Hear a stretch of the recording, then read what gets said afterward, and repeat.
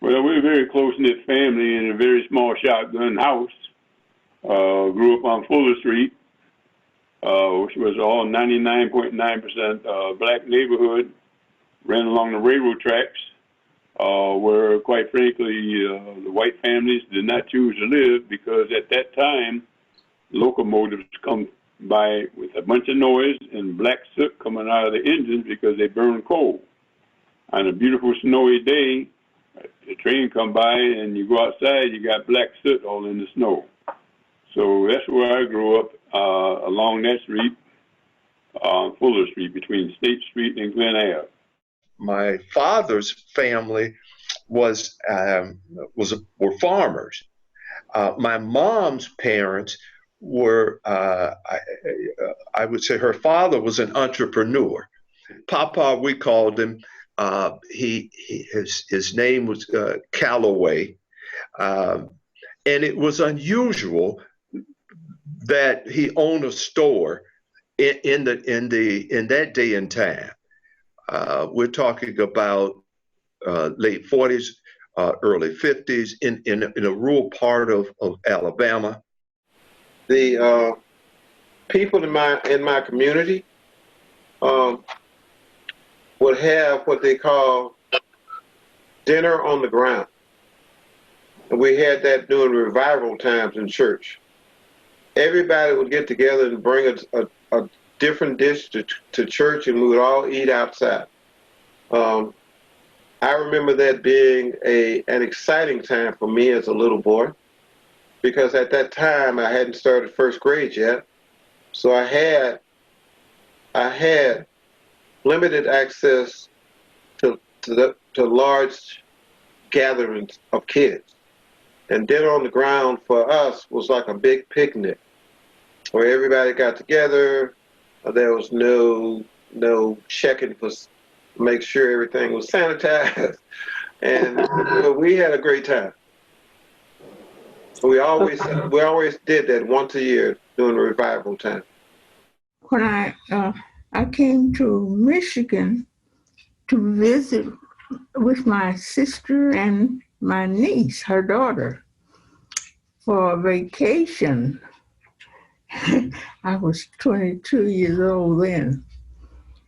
And it was like I came here in September and I stayed. Oh, first of all, maybe I shouldn't say this. I didn't have any money to go back home. Mm-hmm. And so you stayed? What? And you stayed? Yeah, I wrote my mother and father a letter to send for me, and they did. But by the time the mail could get from here, there, and then them sending me the money to come home, I had gotten a job working at Cunningham Drug Store. I remember then, closer to my teenage years, we'd go up to Idaho, Michigan, which is a black resort up northern part of Michigan. We did that for about 3 or 4 years, for about a week. That was kind of exciting. That was a highlight. We roller skate and eat out and go down and swim. And I remember black entertainment was really prevalent up there. They had a club called the Flamingo.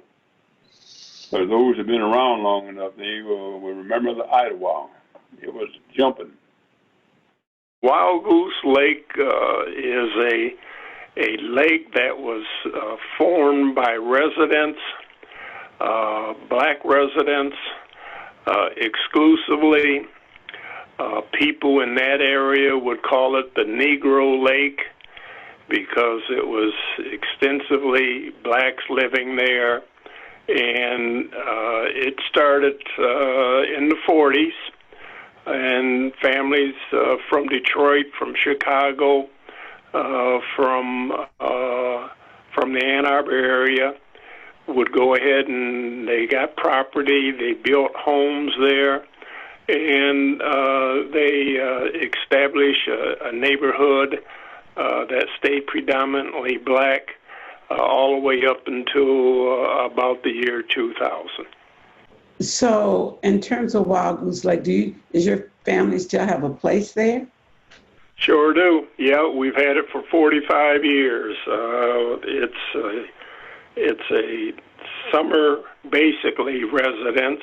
Although it's winterized, we do go out there 3 or 4 weekends during the winter months, and we keep it heated, and so we still have a home out there. My wife's family, who's really the family that helped establish the lake back in the 40s and 50s, they have homes out there along with other cousins. They were instrumental in financially backing the project and very instrumental in dividing the property lines up, and also instrumental in kind of deciding, who was going to go ahead and purchase and build there at the time. So they kind of was in charge of that project at the beginning. Yes, his name was Charles Baker. Okay. And that's my wife's grandfather. Mr. Baker was a co-founder of the foundry over off of Plymouth Road and Maiden Lane area. He employed predominantly black employees, and they built most of the gutters that you see in the Ann Arbor area on the streets where water will drain down into the system and then flow into our streams and into the Huron River. He and another gentleman by the name of Cook were the two that organized and built that establishment. I attended school in Chattanooga. It was from my elementary days through my high school days. I only attended schools that were populated by blacks, black kids, black faculty, and in Chattanooga, the schools did not desegregate until the year I graduated. That was 1963. I treasure and value the education that I got in that segregated setting. And the reason I do is because the teachers were, it was like more than their job. It was like that they were on a mission to somehow instill in us that we had to be better than the white population in order just to get to where they may be. I went to college because I had a fantastic counselor who told me about college and instilled in me the will to do that. Attended Jones Elementary School, which is now called Community High, I guess. It was a predominantly black attended school. The students, teachers, to my knowledge, I remember 3 male teachers, and that was it. All the rest of my teachers were female. I did get introduced for the first time, and he left an everlasting memory, and it gave me the encouragement and made me begin to think a little bit as I look back on it that maybe I could do it also. Was my black teacher at Jones Elementary, and that was Harry Mile. I was about 12 or 13 years of age. My mother wanted me to go around to Dascola Barbershop, and I don't mind calling them out because my regular barbers weren't cutting my hair the way she wanted to cut. So at the time, I had a head full of hair, straight hair, and I went in and sit there to get the haircut. I sit there for well over an hour. I looked at the clock. A couple of people came in, and they let them get in the chair. I said, well, maybe they had an appointment. Finally, the barber called me to his side and said, "What can I do for you, young man?" I said, "I'm here to get a haircut." He put his tools down and took me by the shoulder and walked me outdoors and pointed me back up towards 4th and 5th Ave and says, "We don't touch your hair here. We're not cutting your hair. So you best go down there and make a left-hand turn, and they'll cut your hair down there." I said, "No. That's where I always get a cut. Well, we're not touching your hair." But I tell you what, there was a head shop. I don't remember the name on State Street years ago. Mm-hmm. Black people could go in, but you was not allowed to try on their hats. Oh, wow. But In Ann Arbor. Yes, but I don't remember the name of the store. Mm-hmm. But you could go in there and buy a hat, but you could not try it on. In the north. In Ann Arbor. Yeah. And I worked in a black barber shop, shining shoes. And one day the barber asked me to go down to the corner drugstore and get him a sandwich. I did that, ordered the sandwich, and sat down at the counter to wait on it. It was not long before a man came up to me, identified himself as a store manager, and said to me that I couldn't sit there. I said to him that I had placed an order like everybody else, and I was just waiting on my order. Before I could finish the last part of this, what I wanted to tell him, he pushed me off of the stool I was sitting on, and so not only was it humiliating, it was I can still just feel how degrading that was. Nobody came to my rescue. While I was there on the floor, a couple of thoughts ran through my mind. One was I wanted to get even with this guy somehow, but he was much bigger than I was. And so the second thought was this guy had the authority, or perceived he had the authority, to do what he did to me. And so I wanted to know where that authority came from. I wanted to know where the rules got made that allowed him to do what he did to me, with there being no consequences. Nobody paid enough much attention at all. And so I stood up and my sandwich was ready, but I placed additional orders of anything I could think of, and stood and waited for them to prepare it. And they did. Brought it to me, and I said, "That's okay. I don't want any of this stuff." And I walked out. It was my way of getting back at them for the humiliation. But the other thing was this idea of where the rules were made. To this day, I trace my commitment to public service back to that moment when I was pushed off this stool and laying on that floor. I, from that point on, always wanted to be where the rules were made. And you worked at the university too, right? 24 years. Wow. What did you do there? I was sure. I held two different things. When I first went there, I worked in housekeeping. Mm-hmm. Then I transferred into nursing. And in nursing, I worked on the contagious unit. Mm. And of course, you work with babies to adults, whoever was contagious Uh-huh.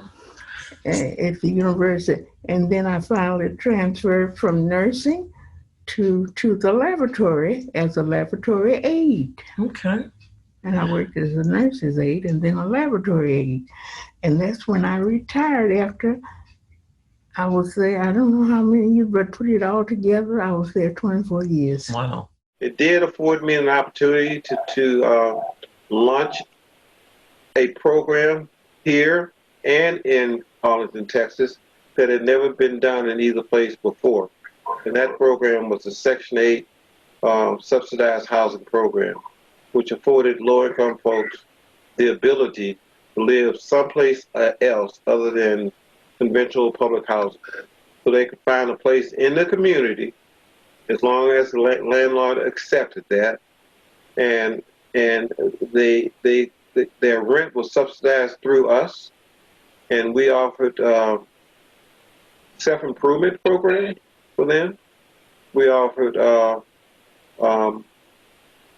subsidy assistance with a meal program, and it was a feel-good experience for me because I participated in the origination of those two programs. I was a special education teacher working with the most difficult at-risk youth in the state of Michigan at the Maxey Boys School. They were the young men that the schools couldn't deal with in Wayne County, up in Flint, Grand Rapids. The schools couldn't deal with them. The parents couldn't deal with them.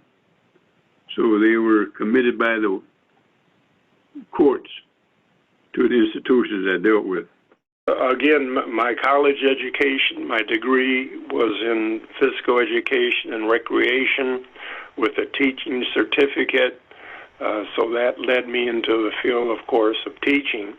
And as I also mentioned, I played 4 years of basketball at the university and got interested in the coaching aspect of the game. So I ended up, after graduating, becoming a grad assistant right away. And for a year and a half, worked on my master's and coached a freshman basketball at Eastern Michigan, all in the physical education department. And that got me started in both teaching and coaching. The difference between me and my brother, Joetta, quite frankly, is this. And Joyce, you can identify with this. You are in a public setting. You have young people that come through the grade school, junior high, and high school, and when they graduate, they go out and have more success experience. I worked in an institution where there's very little success. Probably 70% of the young men I dealt with ended up in Jackson prison or dead, one or the other. There was times when my brother and I would go places together and the people would holler out, "Hey, coach, hey, coach." And I turned because people didn't know my name was Coach. All that Maxey and boys where they call me Coach all the time, not Coach Simons. I turned my head 90% of the time if one of my brother's students that recognized him because we're in the local area. I think the field of teaching, and maybe you would agree, it helps too. There's generally and always somebody saying hi to you, and how are you, and how's your day going, and that type of thing. So it's been great living in this community. Overall, Ann Arbor community is a community to always come back to. I've visited other cities many times. It always come back to Ann Arbor. Ann Arbor is a very high level. Diversity has improved. Social life, as people want it, is there. University, higher education is there. Ann Arbor has everything to offer for you except a warm winter. Other than that, it has everything. If our winter was just 6 or 7 weeks shorter, it would help a whole lot. Okay. Well, it started at Pioneer High because my grandnephew, he's a grand, Keith, because Louise was my niece, so he'd be my grandson. Right. Okay, Keith Bostic, he was a football player, and he was recruited and went to the University of Michigan, and he played football. And we would go to the games. I got carried away. What do you mean you got carried away? Because we were all pulling for whatever team he was on, and he was on Pioneer.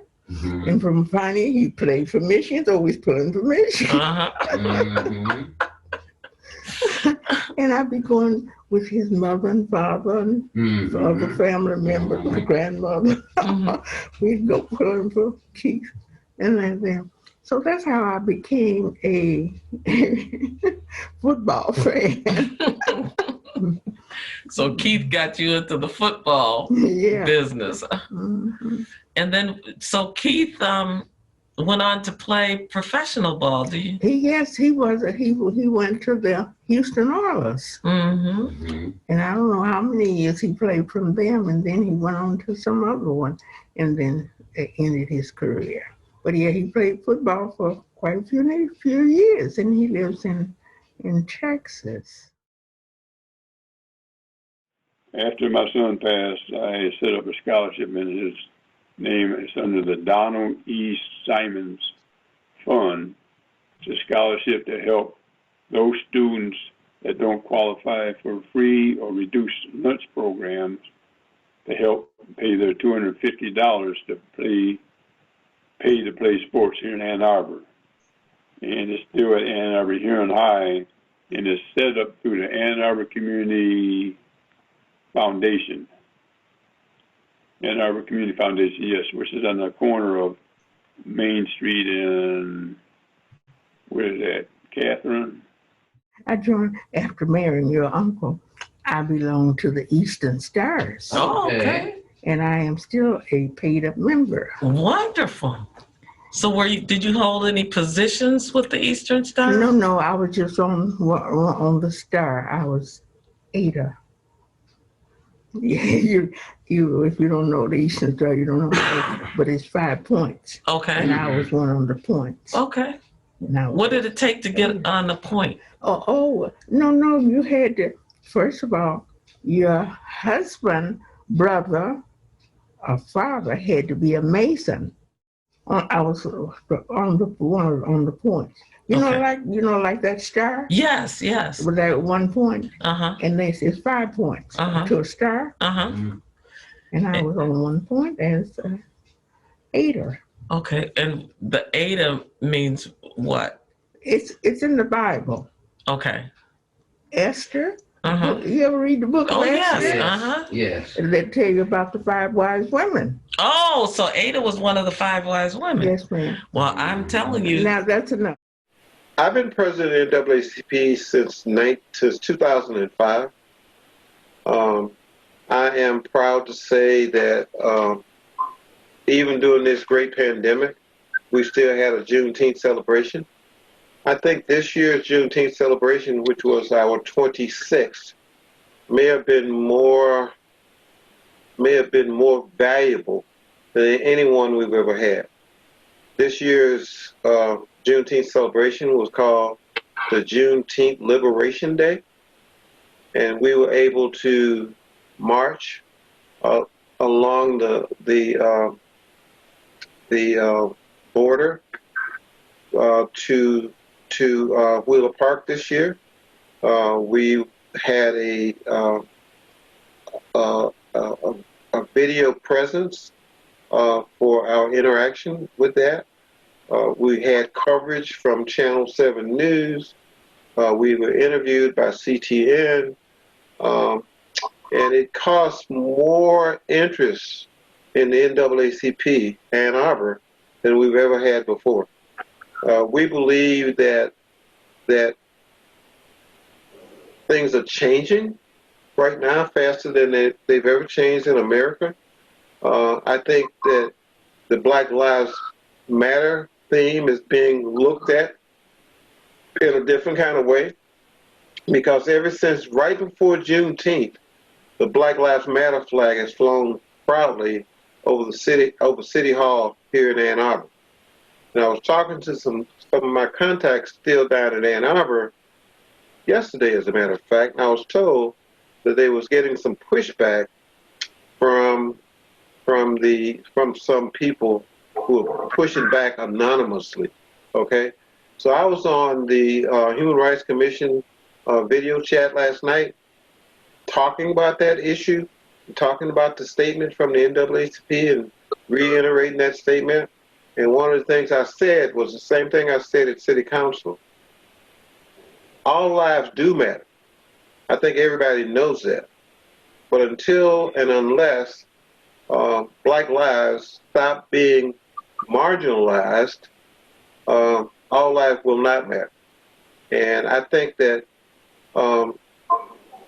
the occurrences of the last several months have highlighted that. I would tell the younger generation, as I tell everybody, to try to treat others as you want to be treated. Just treat somebody the way you want to be treated. Now, maybe that's different today than it was back in the day, but that's still something I want the youngsters to do. And don't forget, I don't know what you mean by youngsters, but let's vote. So I would want them to vote, too. Please, please, please, please, please vote. I mean, there are lots of folks who look like us who were not allowed to vote, and some of those people died to win the right to vote. And Fannie Lou Hamer, who was a little-known person in African-American history, when she got involved, she said, quote, "I didn't even know I could vote," because somebody told her that black folks couldn't and shouldn't vote. But we deserve this right. We've earned it, so please vote. I'll tell the younger generation to keep connected to your people in your peer group that are positive or appear to be positive, because your roots and the people you grow up with become more important the older you become. And that's what Mama used to say. You got to learn how to work, because Mama may not be with you always. Mm-hmm. I had to learn to work. They're trying to help me out, and she made them get out of the way. I had to learn on my own.